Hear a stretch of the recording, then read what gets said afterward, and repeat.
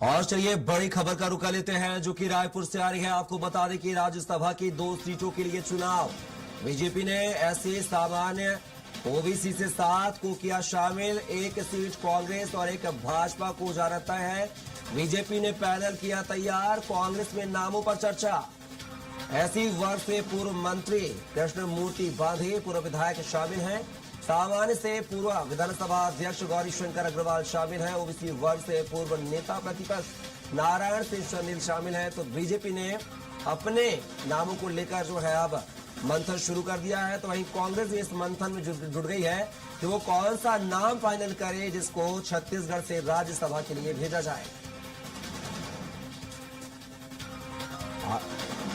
और इसी खबर पर जानकारी के साथ दिलीप साहू फोन लाइन पर जुड़े हुए हैं। दिलीप, बात की जाए राज्यसभा में जाने की तैयारी को लेकर, बीजेपी ने तो पैनल तैयार कर लिया है, लेकिन कांग्रेस में क्या कुछ स्थिति और कौन कौन से ऐसे नाम होंगे जो दोनों दलों से राज्यसभा के लिए शामिल हो सकते हैं?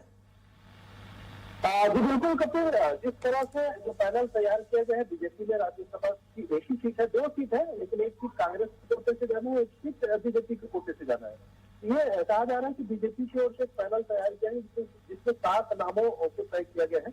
और हालांकि अंतिम जो फैसला है वो आला कमान ही करेंगे, लेकिन इसके पहले राज्य की ओर से प्रदेश अध्यक्ष और सीएलपी लीडर की ओर से जो नामों की लिस्ट तैयार की गई है, उसमें सभी वर्गों को प्रभावित करने का प्रयास किया गया है, जिसमें एससी वर्ग से डॉक्टर कृष्ण मूर्ति बांधे जो पूर्व मंत्री भी रहे हैं, उनका नाम शामिल है। पूर्व विधायक नवीन मार्कंडे जो वर्तमान में महामंत्री है, प्रदेश महामंत्री बीजेपी के, उनका नाम भी शामिल किया गया। साथ ही साथ पूर्व विधायक गंगू राम बघेल की जो बेटी है डॉक्टर किरण बघेल, वे अभी वर्तमान में प्रदेश प्रवक्ता है, तो उनका नाम भी इसी कोटे से शामिल किया गया। इस तरह की जानकारी है। साथ ही साथ जो समान वर्ग की कोटे से 3 नाम चयनित किए गए, जिसमें गौरी शंकर अग्रवाल जो पूर्व विधानसभा अध्यक्ष रह चुके हैं, इसके अलावा प्रबल प्रताप दुबे और वरिष्ठ मंत्री बीजेपी की सरोज पांडे जो पहले की राज्यसभा सदस्य रह चुकी है।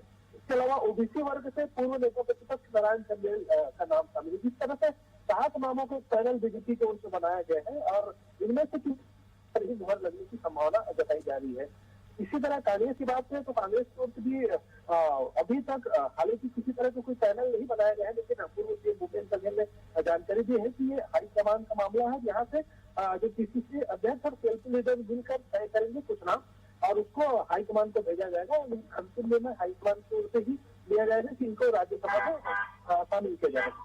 निश्चित तौर पर कांग्रेस भी 1-2 दिन में ये पैनल तैयार करने की हो सकता है। संभावित 2-3 नामों का पैनल कांग्रेस की ओर से भी बनाया जा सकता है। यदि पूर्व जो डिप्टी सीएम है सीएस सीधे उनको जा सकता है। हालांकि पहले ये कहा जा रहा था, पूर्व सीएम भूपेन्द्र बघेल का नाम भी चल रहा था। भूपेन्द्र बघेल ने साफ तौर पर कहा है कि क्योंकि वो वर्तमान में विधानसभा का सदस्य है, विधानसभा में एक सदन में वो शामिल है, इसमें वे मतलब कोई आला कमान ये चाहेगी कि जो किसी भी सदन में नहीं है ऐसे जो नेता है उन्हें राज्यसभा देंगे और आला कमान का ही फैसला रहेगा। लेकिन फिलहाल कांग्रेस की ओर से भी अपनी तैयारी है और जल्द ही नामों का पैनल तैयार करके भेजा जाएगा। जी चलिए दिलीप, तमाम जानकारी को साझा करने के लिए बहुत बहुत शुक्रिया आपका।